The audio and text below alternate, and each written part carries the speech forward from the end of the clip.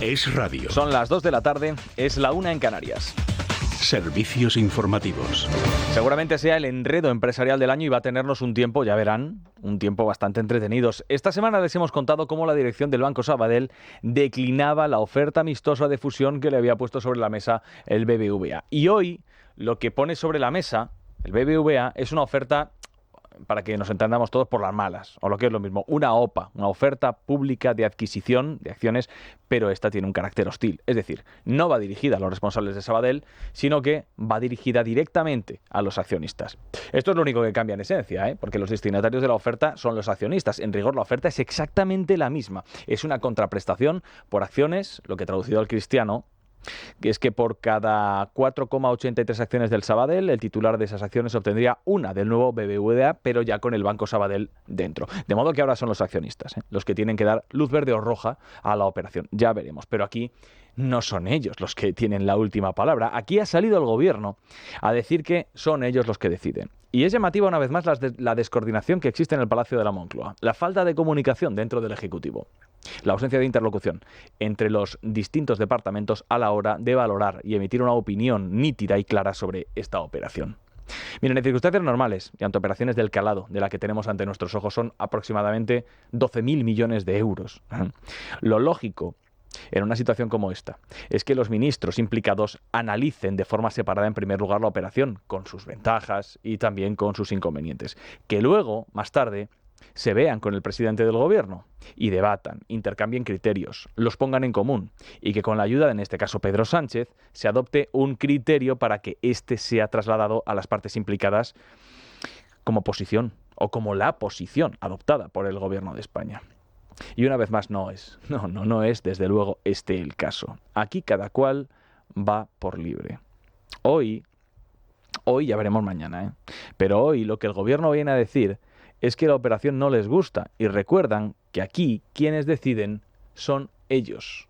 Van a escuchar al ministro de Economía, Carlos Cuerpo, hace un rato en Televisión Española. Como ya he dicho también, el Gobierno tiene la última palabra a la hora de autorizar la fusión y en este caso lo haremos, por supuesto, teniendo en cuenta todas las opiniones de los organismos relevantes que tienen que ver también en la propia autorización de la OPA, desde la CNMV, de la CNMC o el propio Banco de España. Está claro, no les gusta la operación, porque dicen que puede tener efectos lesivos potenciales.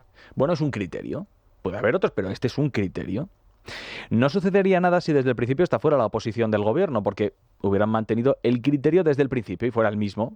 El problema es que cuando le preguntaron hace hoy una semana al ministro que se encarga de la coordinación de todos los ministerios, cuando le preguntaban al ministro plenipotenciario Félix Bolaños, le preguntaban por la OPA, oiga, señor Bolaños, miren, escuchen, ¿usted apoya la fusión de estos dos bancos o no? Desde luego, desde el Gobierno, a nosotros tener entidades financieras que sean sólidas, que sean punteras, que sean líderes en Europa y en el mundo, creo que desde luego desde ese punto de vista es una buena noticia. La semana pasada la noticia era muy buena porque teníamos así bancos fuertes en Europa y en el mundo, y esta semana es una mala noticia porque la operación puede tener efectos lesivos. Y la pregunta es, ¿de verdad no pueden hablar de estas cosas en el Palacio de la Moncloa?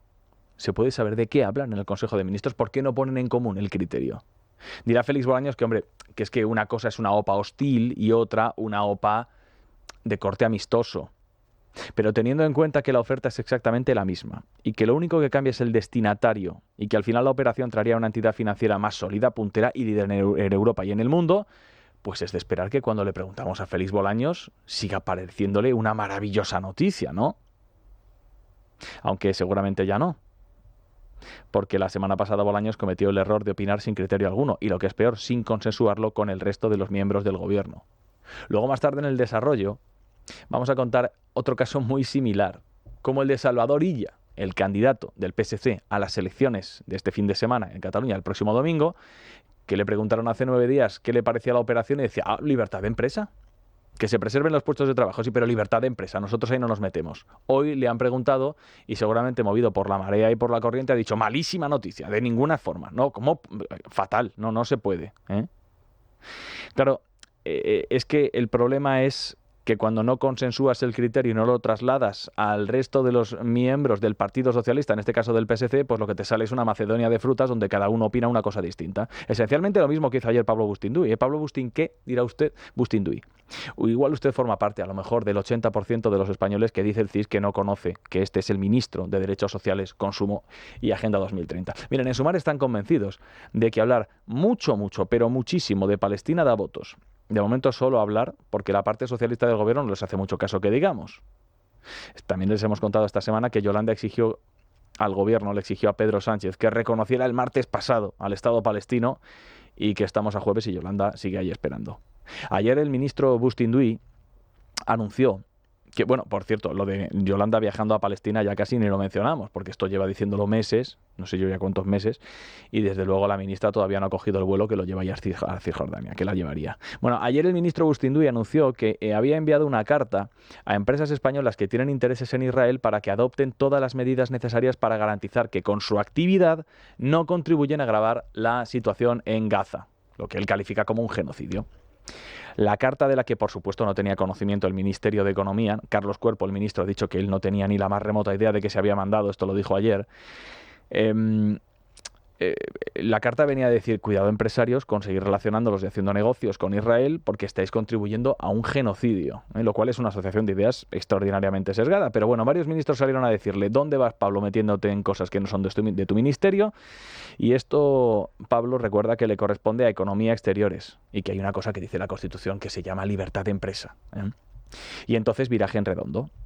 Ayer la carta era lo importante, lo esencial. Eso que fue lo que quiso publicitar este ministro en una entrevista en televisión. Hoy probablemente ha percibido lo que dice es que la carta es lo de menos, pero que lo importante es lo que está pasando en Gaza. No quiero ni no tengo la voluntad de alimentar o de ampliar ninguna polémica o ninguna controversia que pueda distraer el foco de lo realmente importante. Y creo que lo importante, y es lo que intenté con la iniciativa de ayer, es la situación insoportable que está atravesando el pueblo palestino. Son 35.000 muertos en una ofensiva militar que no cesa y es la necesidad de que la comunidad internacional reaccione. Pues sí, es una forma de llamar la atención. Desde luego Bustinduy lo ha conseguido, lo ha logrado. Que Israel tiene todo el derecho a garantizar la seguridad de su pueblo. Evidentemente, es algo que es una opinión bastante extendida, tanto como que se está excediendo desde hace bastantes meses con lo que está pasando en Gaza, con su actuación en Gaza.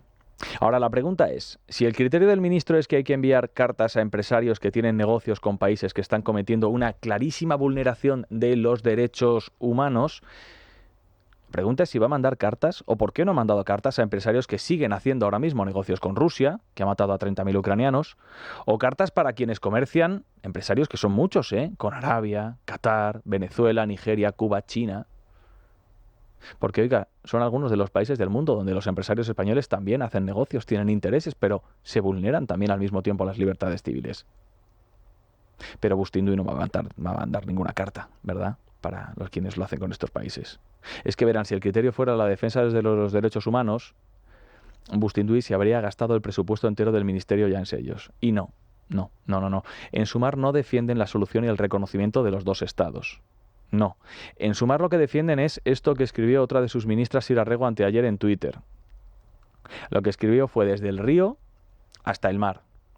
Expresión que muchas asociaciones identifican con un mensaje antisemita, ya que hace mención a la supresión del Estado de Israel con un país palestino que abarque desde el río Jordán hasta el mar Mediterráneo.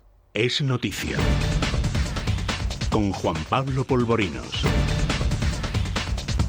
Es radio.